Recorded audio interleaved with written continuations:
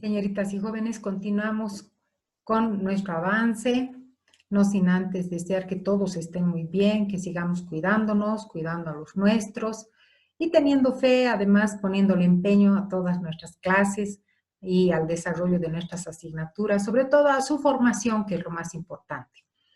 Hoy vamos a ver el tema 6, que está referido, de acuerdo a nuestro programa, a los ilícitos tributarios. Entonces vamos a comenzar señalando qué es un ilícito tributario.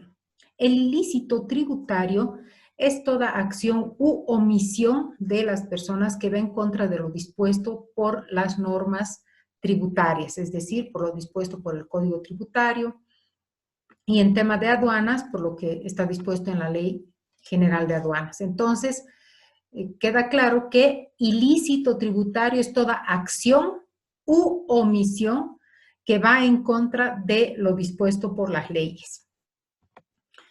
En el ámbito del derecho tributario, los ilícitos se dividen en dos grandes grupos: las contravenciones y los delitos.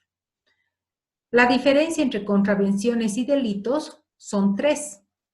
Las contravenciones tributarias ocasionan un daño económico al Estado menor que los delitos. Segunda diferencia, las contravenciones son conocidas y resueltas, además sancionadas por autoridades administrativas. En cambio, los delitos son resueltos y sancionados por los jueces en materia penal.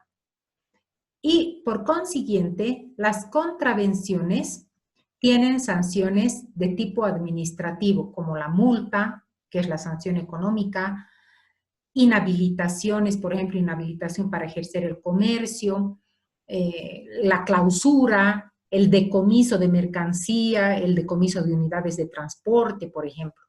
En cambio, en el tema de delitos tributarios, la sanción principal es la privación de libertad, al margen de las sanciones administrativas.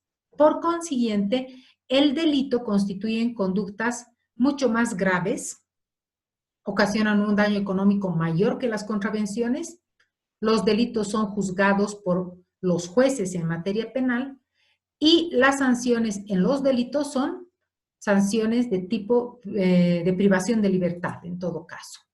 ¿Qué normas se aplican? Para las contravenciones se aplica lo que dispone el Código Tributario y en forma supletoria, solamente cuando exista necesidad, se acude a la Ley de Procedimiento Administrativo. En cambio, los delitos, como hemos señalado, son juzgados y sancionados por los jueces en materia penal. Por tanto, para el juzgamiento y sanción de los delitos tributarios y aduaneros se aplica lo dispuesto por el Código de Procedimiento Penal. Ahora bien, recordarán que hemos hablado de la irretroactividad de las normas. El artículo 123 de la Constitución Política del Estado dispone que las leyes disponen para lo venidero, es decir, hacia el futuro, y no tienen efecto retroactivo, no tienen efecto hacia atrás, no tienen efecto para hechos pasados, sino salvo en tres ámbitos que señala la Constitución. En materia penal, cuando beneficia al imputado; en materia laboral o social, cuando es más favorable a los trabajadores y la ley lo determina expresamente; y en materia de corrupción, para investigar, procesar y sancionar a servidores públicos que incurran en ese tipo de actos. Entonces, en materia tributaria, las normas tributarias punitivas, esto es, normas que sancionan, las normas sancionatorias en materia tributaria, por regla general no son retroactivas, es decir, no se aplican hacia atrás, no se aplican a hechos pasados en general, pero existen tres salvedades. Primera, las normas tributarias punitivas pueden ser retroactivas siempre en aquellos casos en que se supriman ilícitos tributarios, es decir, que una conducta que era considerada ilícita deja de serlo. Les voy a dar un ejemplo. Supongamos el caso del contrabando. El contrabando puede ser contravención y puede ser delito. El contrabando como contravención se produce cuando el monto, la cuantía de los tributos que no se han pagado al ingresar mercancía a Bolivia llega hasta 200.000 UFBs. Eso es contravención y no tiene pena privativa de libertad.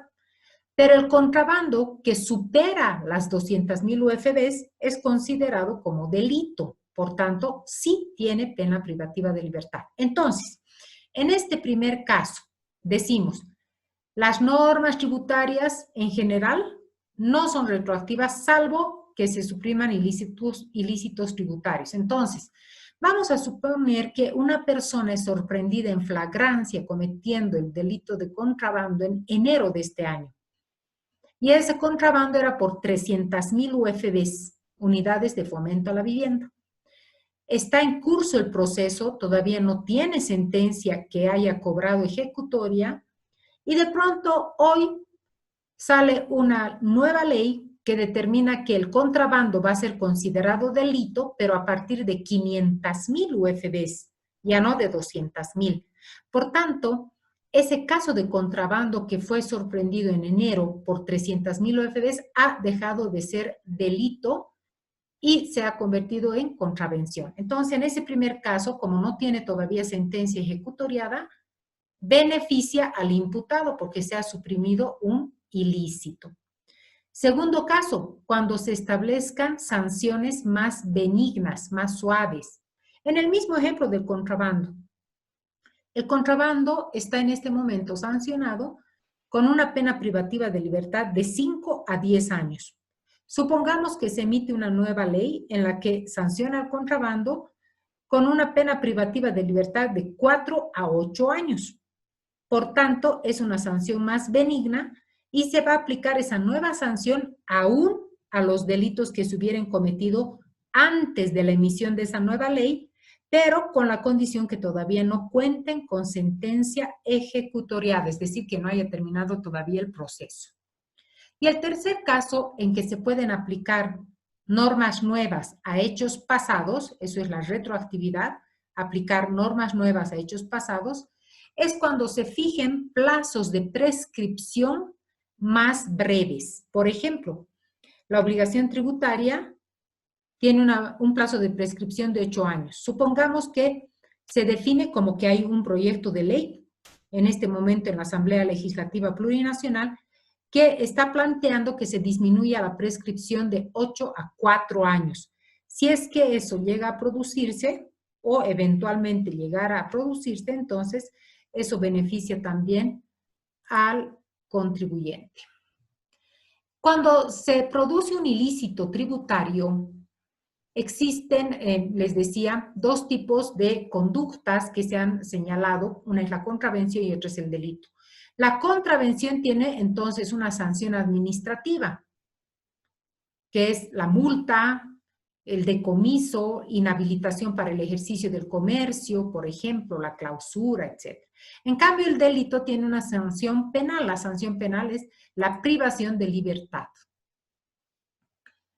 Ahora bien, en cuanto al daño económico que se produce al Estado, cuando son 2 o más personas las que participan en la comisión de un delito o de una contravención, todos los que participan son responsables frente al Estado. Y decimos en forma solidaria, porque esta solidaridad implica que el Estado puede determinar el pago de ese daño económico a uno de ellos o a todos, dependiendo de la decisión que adopte el Estado. Por otro lado, existen causales, existen motivos que dan lugar a la exclusión de responsabilidad, es decir, que son situaciones que pueden dar lugar a que una persona no sea sancionada cuando se produce una de estas circunstancias, pero eso lo va a valorar la autoridad administrativa si es que se trata de una contravención o el juez en materia penal si se trata de un delito. La fuerza mayor. Fuerza mayor es una situación que no ha podido ser prevista y que genera una eximiente de responsabilidad. Por ejemplo, si es que hubiera un desastre natural, un incendio, una inundación, un sismo, etcétera, algo que realmente se pueda acreditar como fuerza mayor. Por otro lado, hay dos figuras dentro del ámbito del derecho penal.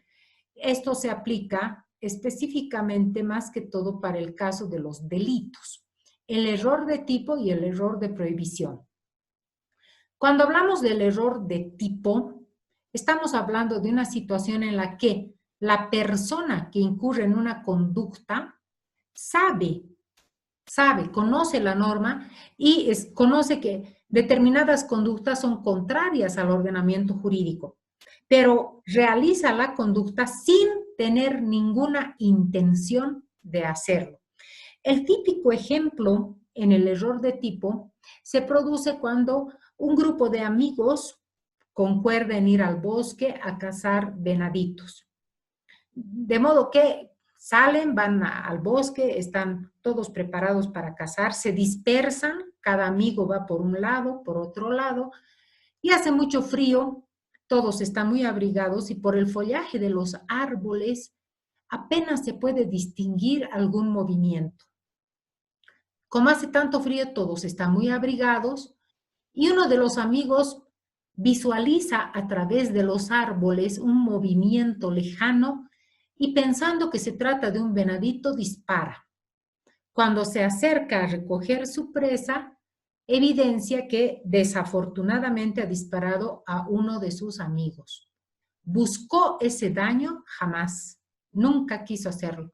Sabía que dar muerte a otra persona, así sea por culpa, está penado por ley, claro que sabía, pero nunca tuvo intención de hacerlo. Eso se llama error de tipo. En cambio, el error de prohibición se produce cuando una persona no conoce que determinada conducta es contraria al ordenamiento jurídico. Por ejemplo, una persona que viene de una realidad muy distinta a la nuestra, que tiene otra normativa y que piensa que es más o menos similar.